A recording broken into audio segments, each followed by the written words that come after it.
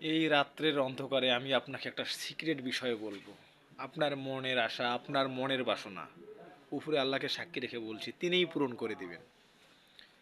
মানুষে বলে ভাগ্যে যা আছে তাই হবে, আল্লাহ বলে ওহে বান্দা, তোমার ভাগ্য পরিবর্তন করার ক্ষমতা আমার কাছে আছে। তুমি আমার কাছে চাও, আমি তোমাকে সব কিছু দিয়ে দেব। আপনার মনের যত আশা বাসনা, চাওয়া পাওয়া সব কিছু আপনি তাহাজ্জুদের নামাজ পড়ে আল্লাহকে বলেন, সেজদায় গিয়ে বলবেন, আল্লাহ আমার এটা চাই, আমার ওটা চাই। আল্লাহ সত্যি কথা সব কিছু দিয়ে দেবে। আমার যখন সন্তান হয় না, তখন আমি তাহাজ্জুদের নামাজ পড়ছি কন্টিনিউ। তারপর 1 মাস পর আমি ঢাকায় আসি। 3 মাসের মধ্যে আমি জানতে পারি আমার সন্তান দুনিয়াতে আসবে। আসলে ভাই, আল্লাহ ছাড়া আমাদের আপন বলতে কেউ নাই, কেউ নাই, কেউ নাই। মন খুলে আল্লাহকে বলেন, সব কিছু শেয়ার করেন তার কাছে।